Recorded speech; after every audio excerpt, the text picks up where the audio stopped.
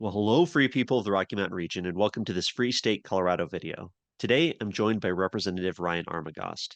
Representative Armagost serves in the Colorado State Legislature, representing House District 64, which is in portions of Weld and Larimer counties. Well, Representative Armagost, I hope you are well, and thank you for joining me today. No, thank you for having me. Let's get started. Tell us a little bit about yourself. Well, I come from Northern Colorado, born and raised in LaSalle, Colorado. I grew up here, then joined the Marine Corps. I spent 6 years in the Marine Corps, then came back to Colorado and joined the Colorado Army National Guard and finished my career there, while at the same time being employed as a Larimer County Sheriff's Office deputy, and completed 22 years of military service and 10 years of law enforcement. During that time, I was very big as a firearms instructor and overall use of force instructor. Became somewhat of a subject matter expert on use of force, on firearms capabilities, and overall law enforcement and civilian law for use of force and everything as such. So after I retired from law enforcement and military, I got into executive protection and also training firearms and self-defense.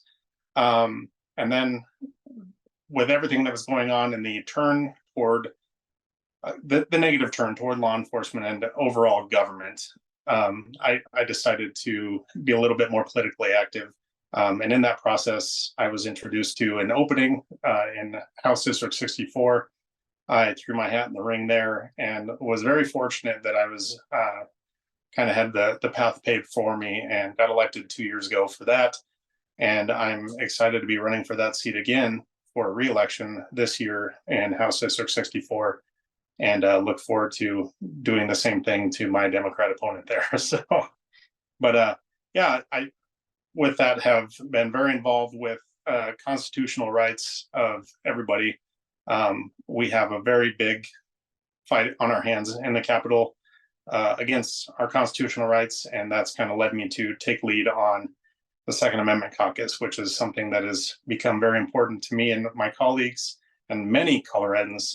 So that's been a very big step, I hope, in the right direction in trying to take the fight back to the Democrats for our Second Amendment rights and overall just our right to self-defense, let alone, our overall Second Amendment rights. So looking forward to what this next year is going to bring. Great. Well, thank you for all your hard work over the years, your service in the military and law enforcement, doing everything you can to protect people, and then now protecting our rights down at the state legislature. Was there anything that really surprised you when you became a legislator after you were sworn in? You have this idea of what it's like to be down there serving in the state government. Was there anything that shocked you or surprised you, or that maybe you were caught off guard with? Well, I think yes. I mean, there was a lot more than I thought that surprised me. The biggest thing was, I was curious why we only worked 4 months out of the year full time legislating. And for the session, once I got done with that, probably the first 2 months last year session, I realized very quickly why we only do 4 months, because holy cow, that is a lot of brain pain. As many people that are involved, I know you're down there involved a lot. You can see the brain pain just from being a witness to it. But yeah, that was surprising. But I think the biggest surprise was definitely just how fake people are in pushing an agenda. There's no genuine thought. There's no real values or principles that people are following. It's all political agenda. On our side, there's a lot more very principled, principle directed and value directed legislation that people are pushing.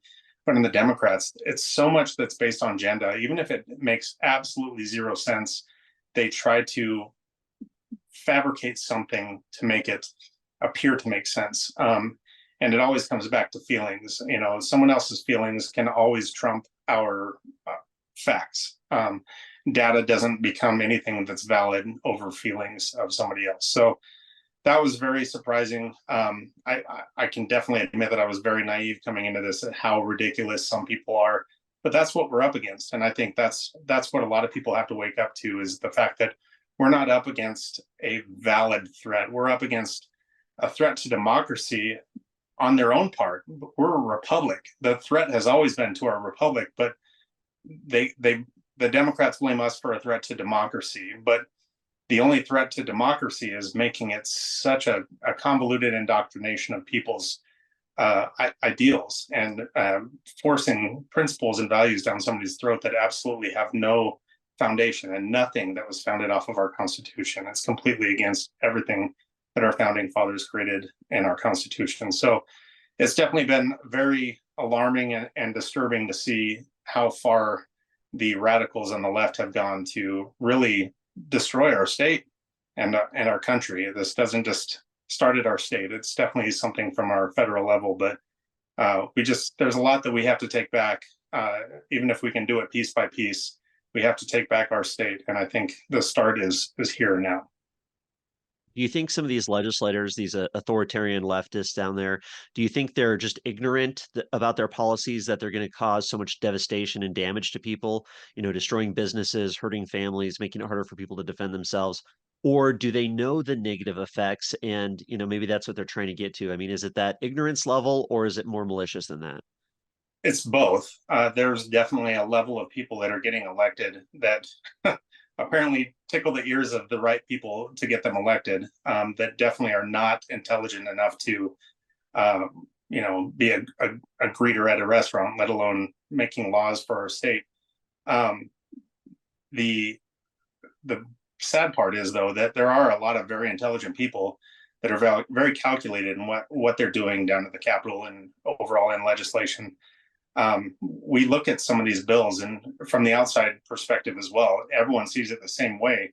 Some of these bills seem benign. They're very harmless and seemingly innocent on an individual basis. But when you're looking at the big picture, all of these little puzzle pieces start fitting together into a big picture of what their grand design is. And other states are doing it. That's the only foreshadowing that we have, is we can watch what California is doing. We can watch what's happening on the federal level currently. Hopefully that'll change in November. But you can just see these things that are happening in other states, in these really radical leftist states, and going, oh yeah, that's what we have to look forward to next year. And then sure enough, it comes down. The assault weapons ban, all the different little things that work together toward their overall ban and their anti-gun package that they were bringing, but also just all the different things that are really incrementally bringing in a socialist state to Colorado. And that's been the biggest thing, is how can we stop these things? Because we can't say this is bad when from the outside, from just looking at it one direction, it looks innocent. But when you're looking behind it and what's coming with it, it's definitely not innocent. So I think people just need to really be aware of what the overall package is that's being delivered, because there's definitely a lot more to what's going on than what you're seeing. Oh, yeah, I think people are starting to wake up. I think thankfully, we have the social media, we have kind of more insight into what's happening down at our state capitol than we used to. Because before it was you'd rely on the newspaper or the Channel 9 news to tell you what was happening down there. And we all know they have their own agenda that they're pushing on people. So the fact that we have social media, we have this good group of people who are willing to show up at committee hearings, willing to speak, willing to really pay more attention to what's going on. And then it's so easy to get that information out there. I know you do a great job of sharing a lot of stuff on social media, some of the videos from not just yourself at the well, but the caucus does a great job as well, sharing some of this really ridiculous and absolutely horrific speeches that some of these Democratic legislators give down there. And we're able to expose this, where before it was a lot harder to get this information out there, and people can really see behind the curtain, I think. So I'm really hopeful that, people are waking up to this and understand what kind of an impact they can have down at the legislature here in Colorado. People get so caught up on national politics that, they focus on that so much. And don't get me wrong, it's important. There's not a lot we can do about it. Here in Yeah, Colorado, we can affect state legislative races just as individuals, as activists, as groups of organized people getting together and trying to work on some campaigns. So, I'm hopeful, I'm optimistic, but definitely a long ways to go. yeah, definitely. And that's what it's going to take, is people like you, people like me, everyone that's vocal about what's going on. The more people that we can get to listen, that can turn a blind eye to, the smokescreen that's being thrown over, the Kyle Clarks of the world that are out there spreading their propaganda. And It's exactly what it is. And I think that stuff's coming more to light because of social media, because of platforms like X, where you have information that's coming out that make people say, wait a second, what's going on here? And why is the news saying this? And putting the liberal media on the spot and saying, hey, why is this saying this? And this is a factual basis. This is coming from the source, but you're saying this. And there's a lot more accountability, I think, in media, and people are starting to see, okay, maybe I shouldn't just trust the media. Maybe I should actually do the research myself, or just simply get on there and ask questions like, why is, this doesn't look like a conspiracy theory. Why am I seeing this on social media? And then I'm hearing this from, the liberal media and the Kyle Clarks of the world. Yeah, and I think it's been so apparent recently too, with the crime, the homelessness, of course, this Venezuelan gang issue. The media doesn't want you to talk about these issues because they know it can affect the election, at least in my opinion. I think there's a lot of political aspects to why certain issues aren't covered as much as probably they should be. Um, Absolutely. because if you're really seeing a lot of crime, you're seeing feeling unsafe in your community, and you're worried about a lot of this stuff, then that's the best reason to own a firearm, to be able to protect yourself, your family, your community from some of these violent gang members and criminals. So of course, doesn't fit the agenda for the media to be talking about these criminals. No, and I can see how the governor's office and otherwise can be putting out something of just addressing the media and saying, hey, I don't want this to be the message that we're getting out there. It makes me look like I'm not doing my job. It makes the legislation that we passed look like it's going the wrong direction. Everything that is happening is creating a lawless state, and we're on the path of being a failed state. We look at third world countries, and Colorado is seeing the starting factors of what creates a third world country. We're seeing that crime level. We're seeing the people doing things that are happening in third world countries, and law enforcement has been defunded. They don't have the capacity. They don't have the ability to address what's going on in these apartment complexes, and overall these large security threat groups that are out doing these things that it would take more than one on-duty shift at a law enforcement agency to be able to handle. This is a federal level of addressing some of these issues and crime issues that they've created simply through legislation and making our state a sanctuary state. And so there's so much that can really undermine everything they've done and make them look, oh, wait, this is going to really hurt us in an election year. Well, obviously, that's why we need to have people focusing on what's really happening, not just what the media is saying. There's nothing to see over here, but look what's happening right here. Yeah, definitely well said there. And I think especially these last few years, we've seen Colorado's anti-gun legislators just unleashing this attack on the right of Coloradans to own firearms, to be able to defend themselves. So I was really excited to see that just recently you and Representative Scott Bottoms started the Second Amendment Caucus down at the legislature there in Denver. So what, Representative Armagost, what is the purpose of the Second Amendment Caucus? Well, I think the biggest thing is, we talked a minute ago about the ignorance factor, and there is some ignorance in this part of it where it's dangerous. The ignorance of firearms from people that have never experienced firearms in their lives. I grew up with firearms. I had hunter education. I went hunting with my dad. I went shooting recreationally. I went to high school where in Gilcrest, Colorado, every truck and a lot of the cars had a gun rack in the back of their vehicle with shotguns and everything that were clearly visible through windshields or whatever from students that were going hunting before after school. There was never a thought at that time. This is preschool shootings, where there was never a thought of violence in that aspect of, I have this issue at school, I should handle it this way. No, we still had fights and squabbles, but there was never any thought or anything of a firearm being used. When we're addressing mental health, that's what needs to be addressed. There's definitely been a shift in mental health. The guns have always been there. They've never been an issue until they became an issue. So the fact that they're going after guns clearly means that they need to be educated more on what firearms are 99% of the time used for and utilized by all of the 99.9% of gun owners out there that use them lawfully and legally. The gun laws that keep going into place are not affecting any of the crimes that are happening with guns. Those gun crimes, especially on the daily basis, we're seeing these shootings in Aurora and Denver, and deaths that are happening from firearms. And those are firearms that are 99% of the time, again, obtained illegally. Those are stolen firearms and things like that. When we're addressing making laws to more affect the law-abiding public citizens than we are the criminals and gangbangers that are getting guns illegally, all of these laws that are going in place do nothing to address the crime issue that we have. All they're doing is making the law-abiding gun owners criminals for doing nothing except for offending the feelings of these people that are really upset by the fact that guns exist. So I think the biggest thing is just the safety and education side of firearms, why we have them, from everything from your Second Amendment, ability to maintain firearms, to keep from being overrun by a foreign government or even our own government.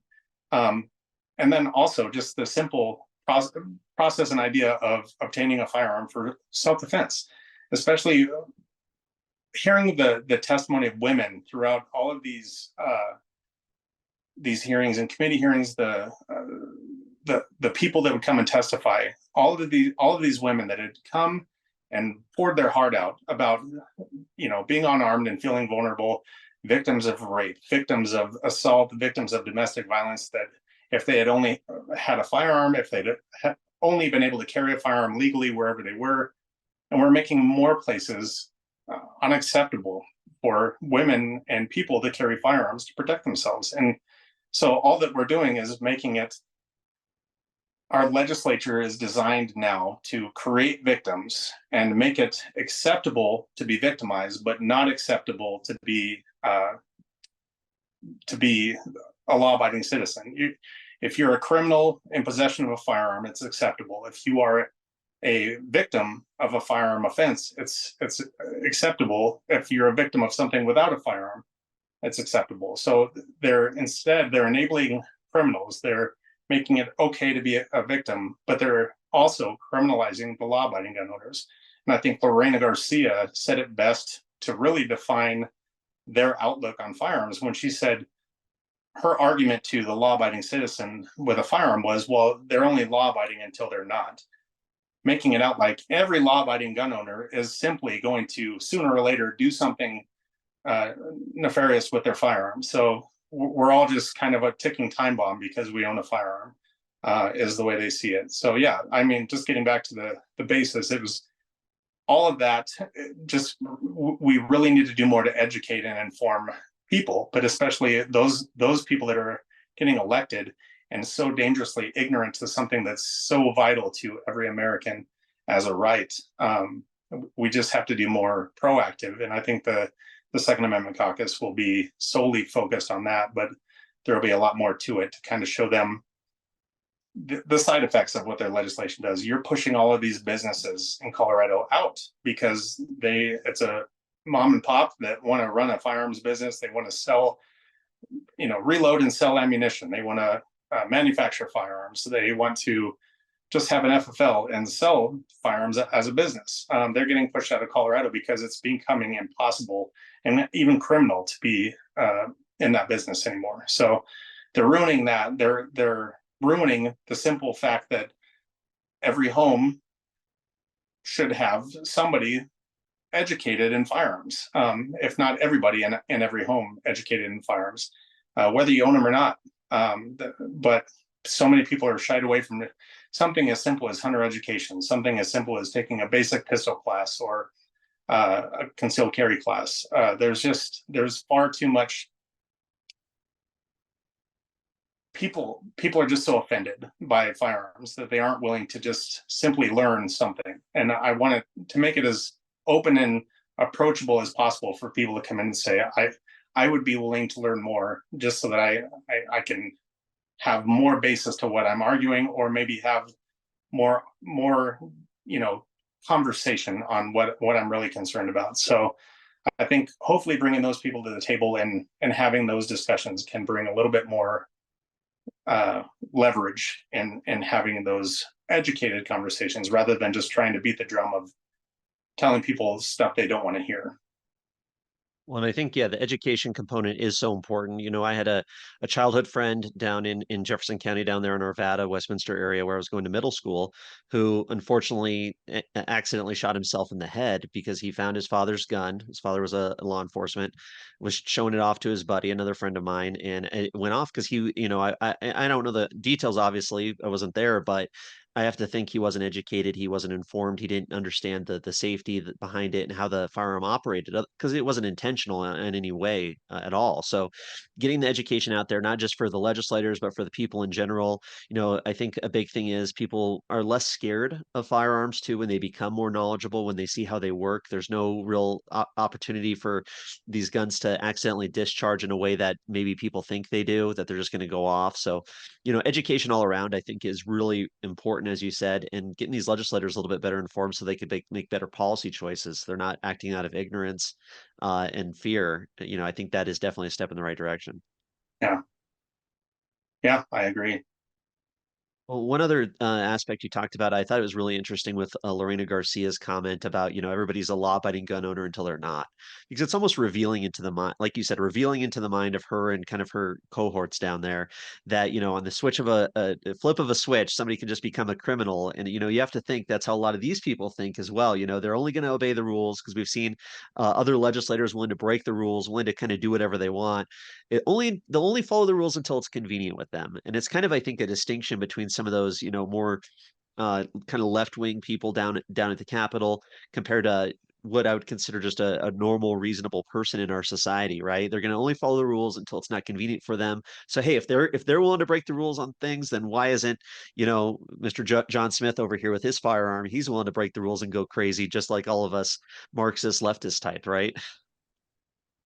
Yeah, the hypocrisy and the irony at the Capitol are palpable. I mean, every day we're hearing just the self-contradicting rants of people like Lorena Garcia, Mabry Epps Hernandez. Thankfully, Epps and Hernandez aren't going to be coming back, but we have all of these radicals that they're so wrapped up in their own concepts of false reality and their own agenda that they constantly spit these things out, and I don't think they really think about them until afterward. They're like, oh wait, I just kind of contradicted myself. But there's so much contradictory messaging that they put out, and that's the thing, is we have to have a more solid foundation, being able to call them out on their nonsense when all this stuff comes up, because um, you know most of that comes to a select few committees, mine being judiciary. It's where the majority of those gun bills go to. So we became well versed in listening to that rant from Garcia, from Mabry, from Apps last year, and just those people that really want to push that agenda and pretend that it's ignorance, but we know that there's more to it than that. And just the people that are involved from the outside, pushing this stuff in, the Giffords and everything else that are in the Capitol when these bills are getting dropped. It's all stuff that needs to be brought to the public's attention. We have these in committee. It's broadcast unless you're on the call. On the Zoom, it's broadcast on audio, so people don't really get to see what we see unless they're there waiting 8 hours for these hearings to happen, because they're always long-winded with debates, which is good. But at the same time, even when it hits the House floor, you look at the Colorado channel and you might have a dozen viewers watching statewide or nationally. It's on the web. People internationally can watch that, but you might have a dozen people watching it. People just aren't aware until it hits social media. So I think when people are finding these things on whoever's social media, they need to share it. They need to help us get the public aware of what's going on, because it's horrible. And this is where we really need to take a stand and really expose the hypocrisy, the irony, but also just the flat out assault on our Constitution that we see on a daily basis.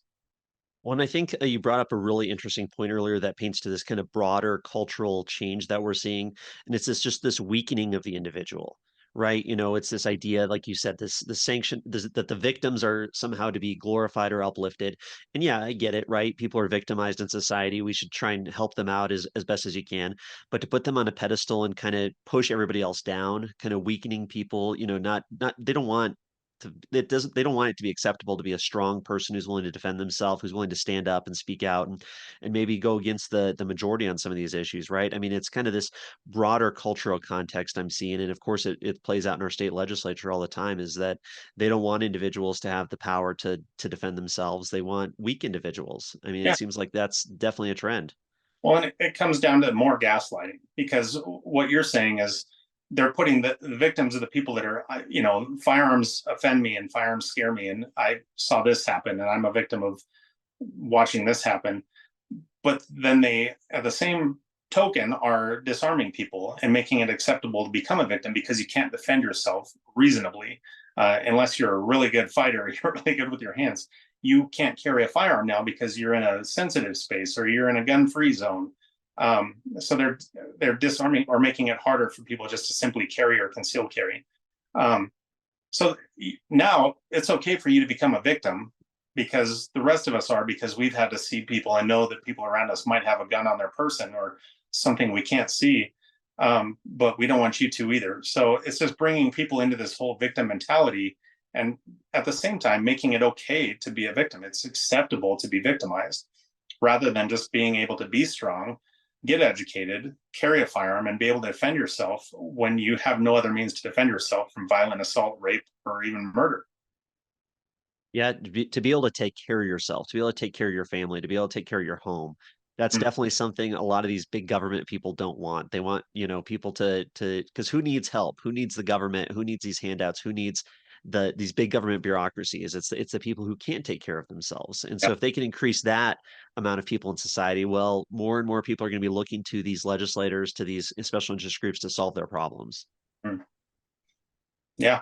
And you can't rely on law enforcement now because they've been diminished to the point where your response time for an emergency call has been lengthened now, because you have less police working, not only because of the defunding of police, but you're demoralizing law enforcement and you're making it a job where people do not want to maintain. There's no retention in law enforcement. People are leaving in droves. So the hiring and turnover is ridiculous. And you just have a field where those are our protectors. Those are who we rely on when we are in crisis.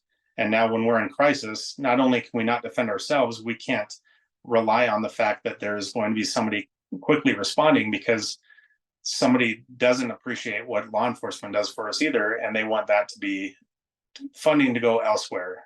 And they want those people to be more regulated and restricted in their jobs, because they feel like their rights were offended because they were spoken to harshly by somebody in a criminal interaction. So it's unfortunate. All in all, it just comes down to an agenda.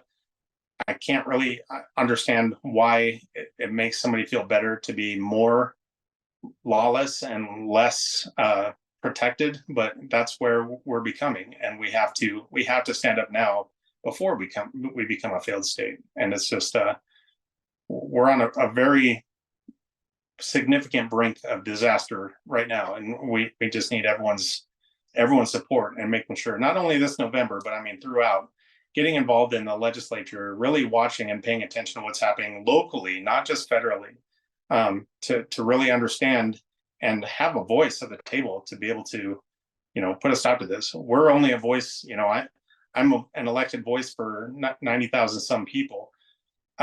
However, I'm only one voice. So all of those 90,000 some people have to, in some form or another, really be paying attention and having a voice in what's going on, period. Yeah, well said. I did put together just a couple slides here. I'd love to share with people here, to just talk a little bit about your caucus. I think it's such a worthy goal and so important. And I'm really glad you brought up what the legislature, kind of all these anti-gun bills we've seen, and talking about the November election, because the stakes are high. I Yeah. mean, we know where they want to take us. There's this term floating around called anarcho-tyranny, where you kind of elevate the criminals and give them this status to commit these crimes and get away with it. They can break all these laws and without fear. And then at the same time, in the exact same time, you're disempowering individuals by taking away their gun rights, taking away their ability to live their own lives and to be a strong person that's self-reliant. So it's kind of these two pieces or two sides of the same coin that kind of lead us down this path. and people Yeah. really need to realize it for sure. So just wanted to, I found this article, I think it was in Colorado Politics. I'll put the link at freestatecolorado.com. One of the lines I really loved about the caucus here, promoting and protecting the right to keep and bear firearms in Colorado. I think that's definitely a worthy goal now more than ever, for sure. Yeah.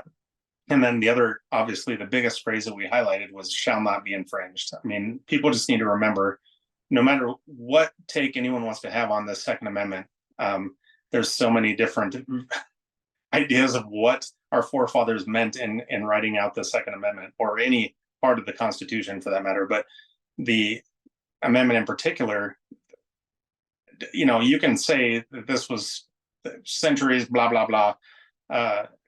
People in an age where there were muzzle loaders and this and that, when we're talking about the evolution of firearms, it doesn't matter. They were very well versed and everything was very well thought out of how things can evolve. This is something that it was written very fluid for an evolving people, an evolving society. And the biggest thing to take from that is shall not be infringed. Everything that they are doing is completely infringing, if not completely destroying the right to keep and bear arms. So it's just constantly having to reiterate that. I think that should be on the forefront of everything. It's just simply shall not be infringed. We all have to remember that, no matter where you stand on the Second Amendment.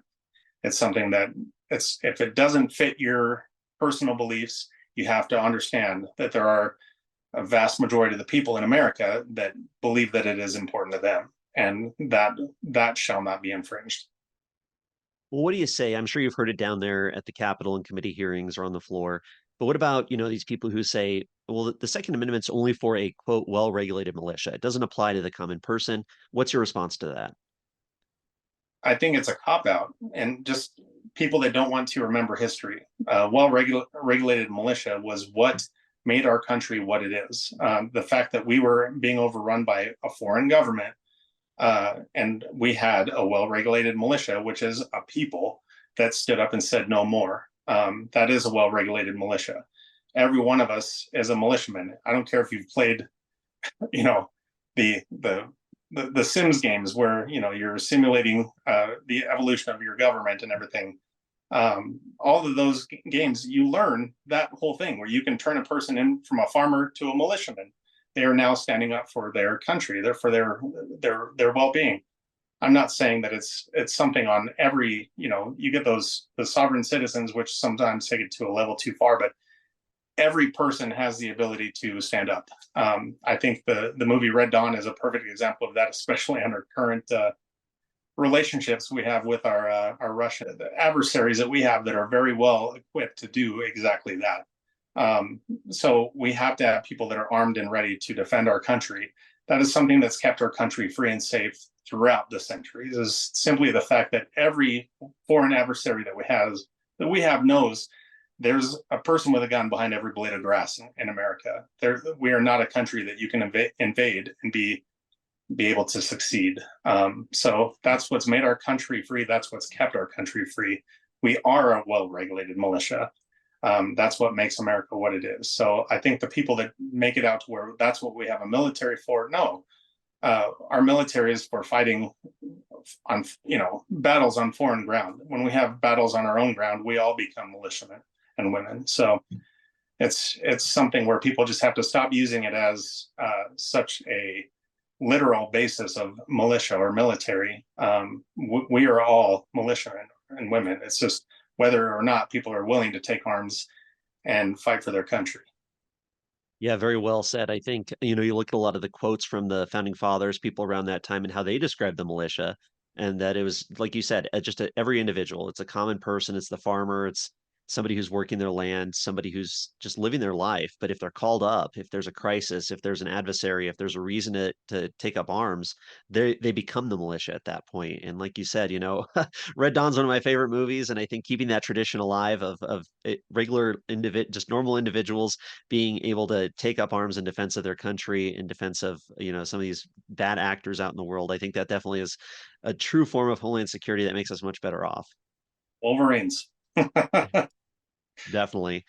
Just real quick, I also saw in the Colorado Politics article here, you listed there was about 3 different line items about the Second Amendment Caucus that you started here. And I know we've already covered them briefly, but just to reiterate for people, crafting thoughtful policies that uphold the Second Amendment, maintaining a bipartisan commitment to defending these rights, and educating the public on firearms and firearm safety. I mean, it's hard to believe that anybody would argue with those goals. Yeah.